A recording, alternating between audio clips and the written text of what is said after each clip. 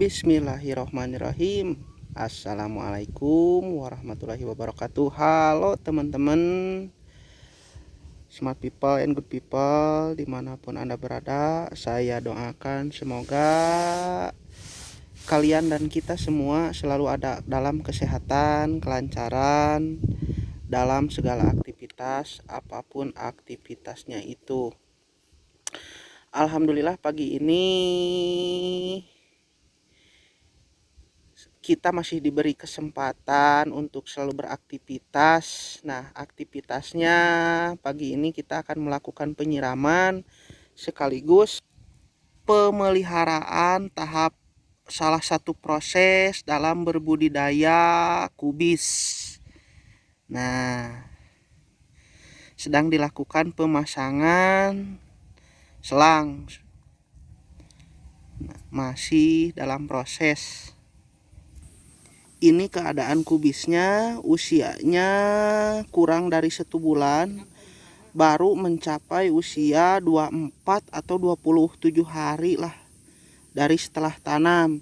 Karena kubis tidak terlalu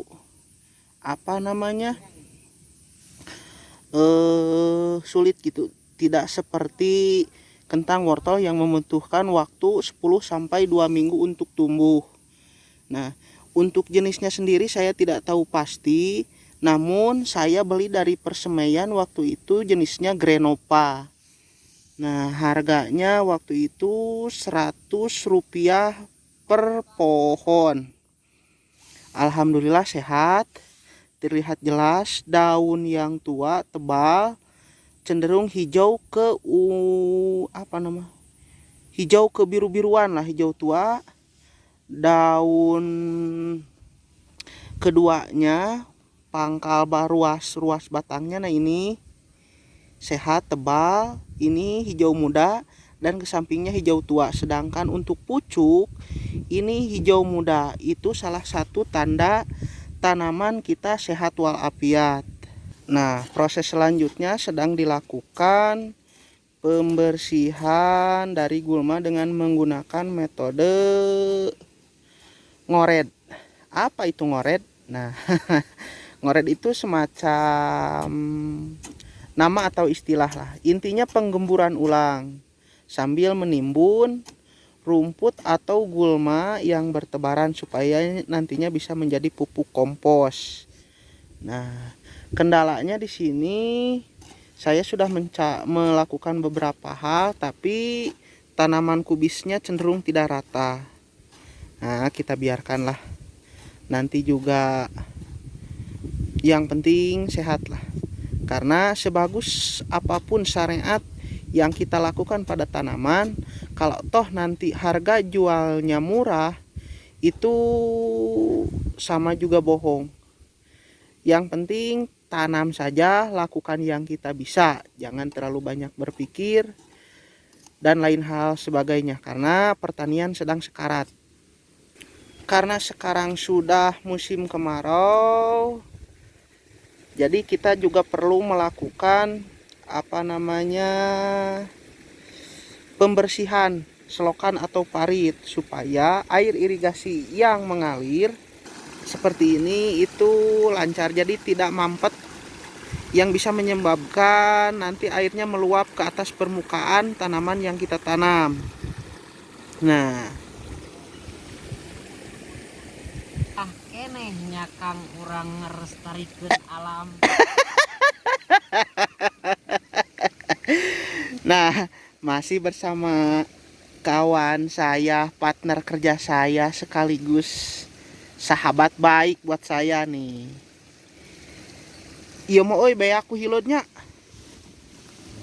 Tuh. Tapi setelah dilakukan pengaplikasian pestisida, insektisida, nah ini ulatnya mati. Tuh, terlihat ini pucuknya sehat. Jenisnya ini ulat ramat, di mana mereka memiliki serabut yang mirip sarang laba-laba. Nah, tuh. Duh, pertanian sekarat ayeuna bari ieu teh hutangna teh geus gede euy. Kembali ke pokok pembahasan awal, yaitu metode penyiraman salah satunya atau salah satu metode yang biasa dilakukan, penyiraman di hulu Sungai Citarum. Balik lagi, salah satu metode petani hulu Sungai Citarum untuk mengairi tanaman, menyirami tanaman yang dibudidayakan dengan menggunakan mesin Honda GX bertegangan 160 power yang dialirkan dalam sebuah selang berukuran 2 in. Kenapa menggunakan selang ini? Karena mudah dibawa, mudah disimpan, fleksibel, dibelokkan atau apapun. Masih dalam proses pemasangan, menggunakan gorong-gorong, kapasitas bensin 5 liter. Untuk mesin Honda GX 160P ini, itu tergantung struktur wilayah lahan tempat kita berbudidaya. Kalau lahannya seperti ini, itu 12 sampai 25 kincir atau sprinkle mampu dialirkan air. Airnya menggunakan air irigasi. Nah, gorong-gorongnya sudah siap dipasang. Hal yang paling penting dari semua ini adalah amunisi. Nah, amunisi yaitu kopi, rokok, dan perbekalan. Dan percaya atau tidak, kopi itu tidak baik untuk tanaman. Kopi tidak baik untuk tanaman. Nah, ini setiap kami kemari ke kebun ini selalu dicor pakai kopi. Ini tidak baik. Nah, ini bekas nih. Kopi tidak baik, hasilnya seperti ini, buruk, sekarat ini, menunggu ajal. Nah, kopi tuh, amunisi. Nah, ini. Nah, kurang lebih hasil dari pembersihan gulmanya seperti ini, sambil menunggu sprinkle atau kincirnya datang karena lupa ketinggalan.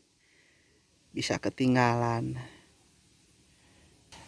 Untuk pupuknya sendiri saya baru memberikan pupuk urea saja. Sementara obatnya yang sudah masuk, pertama golongan lambda sihalotrin untuk insektisidanya. Yang kedua kali itu plus fungisida yaitu mancozeb, pupuk daun enjilou, kalsium super biru.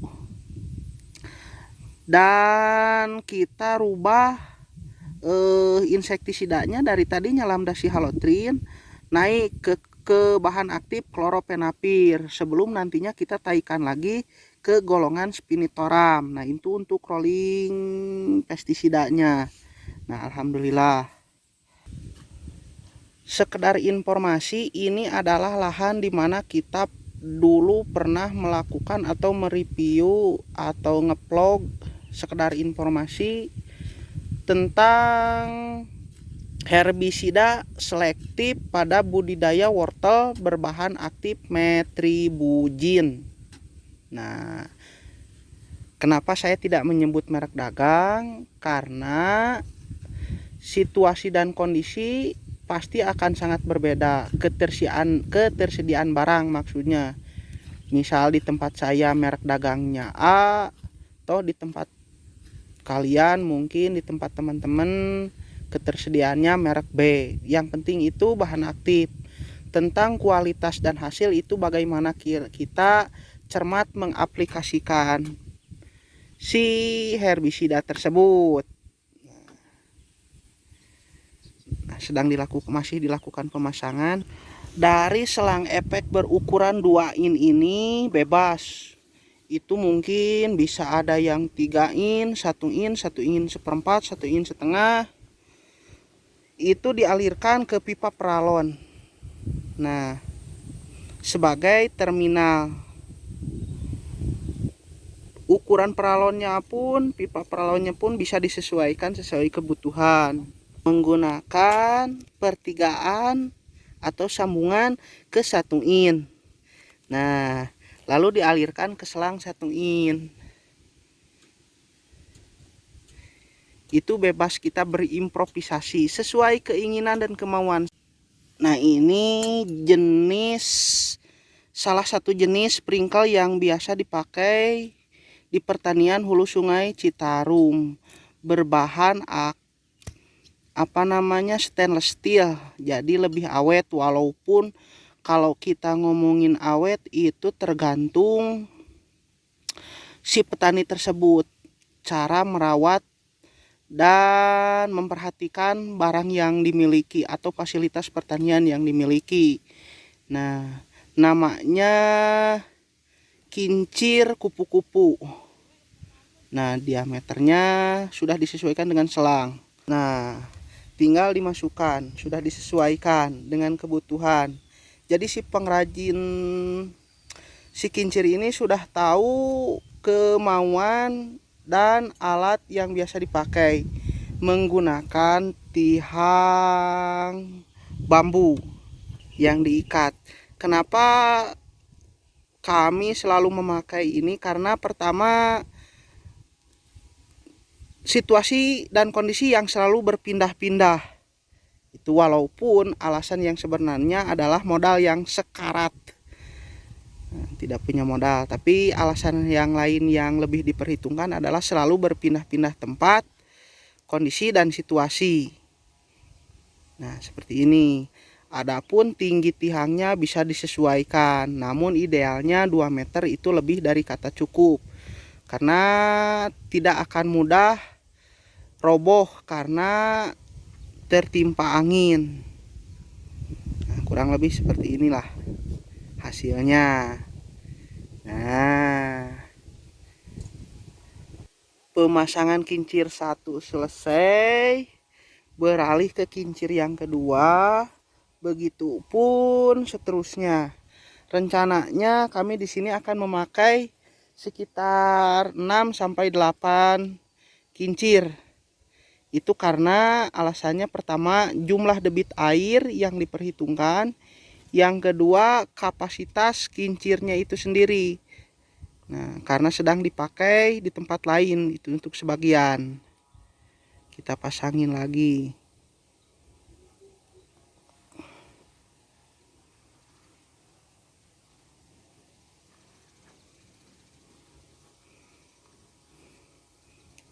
Nah, kurang lebih seperti itulah. Jangan lupa supaya nantinya lancar si mesin atau puli untuk pendorongnya, nanti kita isi dulu air atau istilahnya kita pancing. Nah, percaya atau tidak, ini adalah air dari hulu sungai Citarum sampai ke sini. Padahal jaraknya sekitar 3 sampai 4 km dari hulunya tersebut. Namanya air pasti mengalir dari tempat yang tinggi ke tempat yang rendah. Nah, namun nama irigasinya Cirawa 1 atau saluran air Cirawa 1. Nah, sudah saya nyalakan sambil hitung-hitung memanaskan mesin terlebih dahulu karena tadi lupa. Karena acaranya mendadak.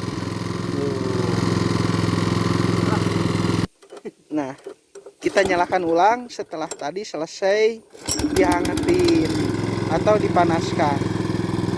Kita tunggu hasilnya. Nah, air sudah mulai naik.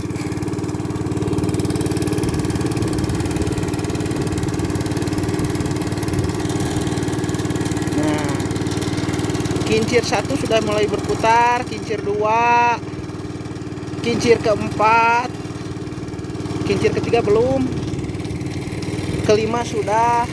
Nah, ketiga juga sudah mulai berputar. Dilanjutkan kincir ke-7. Ini kayak iya akan. Iya bis ini kak, Gi.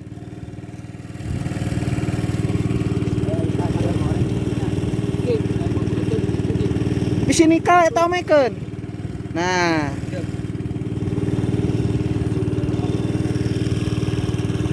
lihat. Nah, kincir keenam sudah mulai berputar. Itu sebelah itu. Tinggal kita atur gas atau kecepatan. Oh, copot satu. Mungkin pasangnya kurang hati-hati. Sudah mulai. Agengan deui gasna sakedik A. Nah, masih terkendala. Oke, kurang lebih seperti itu. Tinggal kita gedein sedikit gasnya. Kalau mau ditunggu nanti akan sampai sore. Kalau mau nungguin sampai selesai, kurang lebihnya seperti itulah. Semoga selalu ada manfaat dan nilai positif dari setiap video yang saya upload. Saya mau lanjut bekerja. Sampai jumpa di lain waktu dan lain video.